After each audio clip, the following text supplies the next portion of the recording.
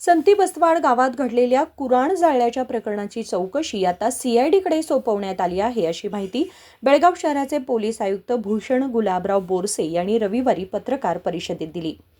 या प्रकरणात बेळगाव ग्रामीण पोलीस ठाण्यात गुन्हा दाखल करण्यात आला होता।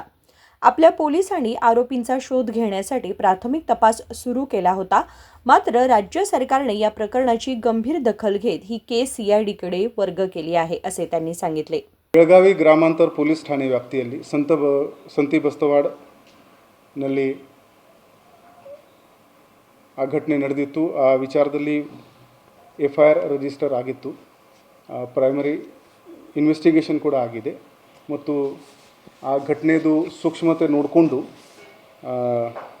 ಮಾನ್ಯ DG ಮತ್ತು IGP ರವರು ಈ ಕೇಸನ್ನು CIDಗೆ ವರ್ಗಾವಣೆ ಮಾಡಿದ್ದಾರೆ। ಆ ಆದೇಶ 26 ಮೇಗೆ ನಮಗೆ ಕೊಟ್ಟಿದ್ದಾರೆ।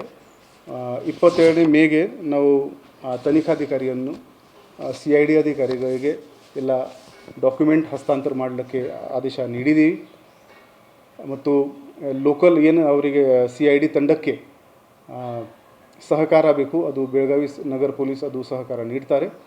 ಈಗಾಗಲೇ ಸುಮಾರು ಅಧಿಕಾರಿ ಮತ್ತು ಸಿಬ್ಬಂದಿದು ಟೀಮ್ ನಮ್ಮದು ಹ್ಯೂಮನ್ ಇಂಟೆಲಿಜೆನ್ಸ್ ಮತ್ತು ಟೆಕ್ನಿಕಲ್ ಇಂಟೆಲಿಜೆನ್ಸ್ಗೋಸ್ಕರ ಕೆಲಸ ಮಾಡ್ತಾ ಇದೆ। ಬೇಗನೆ ಈ ಪ್ರಕರಣದಲ್ಲಿ ನಾವು ಆರೋಪಿಗಳನ್ನು ಅರೆಸ್ಟ್ ಮಾಡ್ತೀವಿ ಅಂತ ನಮಗೆ CID ಕಡೆಯಿಂದ ಈ ಪ್ರಕರಣ ಪತ್ತೆ ಆಗುತ್ತೆ। ನಮ್ಮ ಅಧಿಕಾರಿಗಳಿಂದ ಕೂಡ ಅವರಿಗೆ ಸಹಕಾರ ಇರುತ್ತೆ, ಇದು ನಾನು ಭರವಸೆ ನೀಡೋಕ್ಕೆ ಇಷ್ಟಪಡ್ತೀನಿ। ಸರ್, ಬೀಟ್ ಪೊಲೀಸ್ ವೈಫಲ್ಯ ಎಲ್ಲ ಕಾಣ್ತಾ ಇದೆ। ಹಳ್ಳಿ ಒಳಗೆ ಬೀಟ್ ಪೊಲೀಸ್ ಇರ್ತಾರೆ, ಬಟ್ ಅಲ್ಲಿ ಪ್ರತಿ ಸರಿ ಸಂತಿ ಬಸ್ತವಾಡದಲ್ಲಿ 3 ಪ್ರಕರಣ ಆಯಿತು। ಒಂದು ಮೊದಲು ಮಸೀದಿ ಕಡಿತಾರ, ಅದಾದಮೇಲೆ ಮತ್ತೊಂದು ಬಡಾಡ್ತಾರ, ಆದಮೇಲೆ ಇದ್ದಾರೆ। ಇಲ್ಲಿ ಯಾಕೋ ಒಂಥರ ಕಾನೂನು ಸುವ್ಯವಸ್ಥೆ ತಗ್ಗಿರೋಲ್ಲಿ ನಮ್ಮ ಪೊಲೀಸರು ಕೈ ದುಡಿದಿದ್ದಾರೆ ಅಂತ ಮೇಲೋಟ ಕಂಡು ಬರ್ತಾರೆ। ಸರ್, ಏನಾಗಿದೆ, ಈ ಸಿಟಿ ವ್ಯಾಪ್ತಿಯಲ್ಲಿರುವಂಥ ACP ದರ್ಜೆ ಅಧಿಕಾರಿಗಳು ಅವ್ರ ನಡುವೆ ಸಮನ್ವಯ ಇರ್ತಿಲ್ಲ।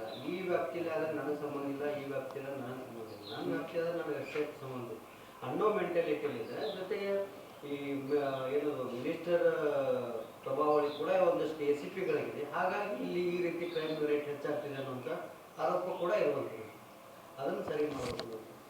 ಈಗ ನಾನು just this is my second day in the office, ಎಷ್ಟು ಬೇಗನೆ ಸಾಧ್ಯ ಇದೆ ಇದು ನೀವೇನು ಹೇಳ್ತಾ ಇರೋದ್ರು ಅದರಲ್ಲಿ will if it is true then definitely will try to improve that situation. ನಮ್ಮದು ಇಮರ್ಜೆನ್ಸಿ ರೆಸ್ಪಾನ್ಸ್ ಸರ್ವಿಸ್ದು ವೆಹಿಕಲ್ ಏನಿದೆ, ಐ ಆಮ್ ಸೀಯಿಂಗ್ ಡೈಲಿ ಅದು ಬೆಳಿಗ್ಗೆ ರಿಪೀಟ್ ಬರುತ್ತೆ ನಮಗೆ।